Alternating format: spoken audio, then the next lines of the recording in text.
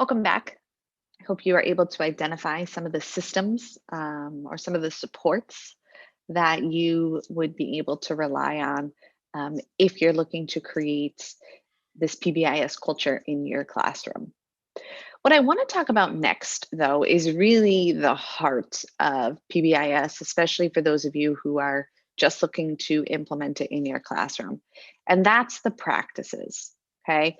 Those are the preventative and responsive approaches that are used to support students in working towards the expected behaviors. Okay. This is a majority of our work.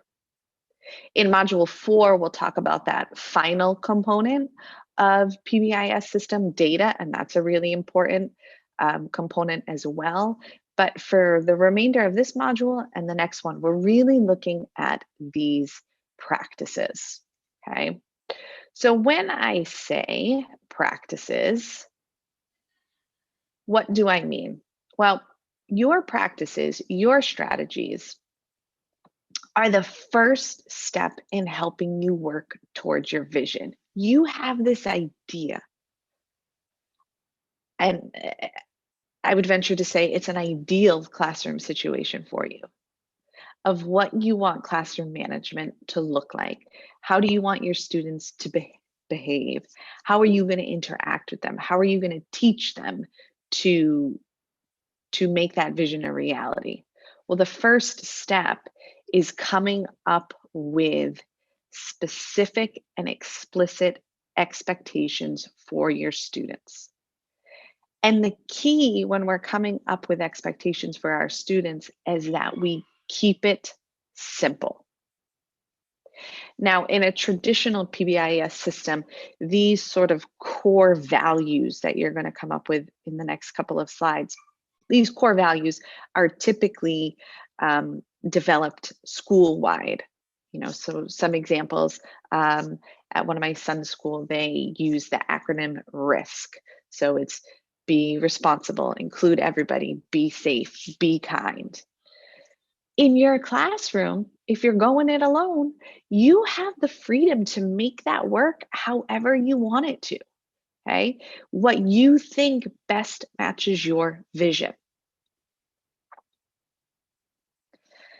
And it's important, this is where we kind of come back to the research, because this is that idea of success criteria. I'm not keeping behavior and expectations, I'm not making it a mystery to my students where they have to kind of figure out, oh, well, what does my teacher expect in this situation? And how am I supposed to act when I go in the hallway? Am I supposed to act the same way or is it different? We're making it, we're demystifying the idea of behavior for our students, and we're giving them specific success criteria. And when we do that, we're able to accelerate their learning. If you're interested, just a little side note, I did include a link here to this Visible Learning database that kind of goes through all of these practices that have proven to impact student learning and actually some that have no effect. So it might be worth checking out if you're interested. But I want to focus on this idea of success criteria, okay? And the way that we create that criteria and the way that we communicate it to students in the beginning is through what's called a behavior matrix, okay? What I want you to think about are what are the 3 to 5, no more than 5, 3 to 5 basic values in your classroom that would help you and your students move closer to that vision. Is it respect? Is it inclusive? Is it kindness? Is it responsibility? They can be broad. Because then what you're going to do for each area of your classroom, for each time in your day in your classroom, you are going to explicitly define what that looks like. What does it sound like? What does it feel like to be respectful in the classroom, to be respectful in the hallway, to be respectful during whole group instruction, however you want to set this up, okay? This behavior matrix, as I said, it really lays out specifically what each one of your core values looks like. This is a sample of one that I worked on in an early childhood school in central Massachusetts. So they had the theme, they were the pandas. So we looked at panda pride.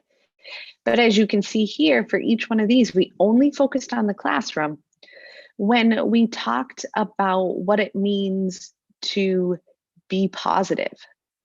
It's using your manners, letting others do their work, using kind words. When we looked at what it means to be respectful, listening to the speaker, following directions.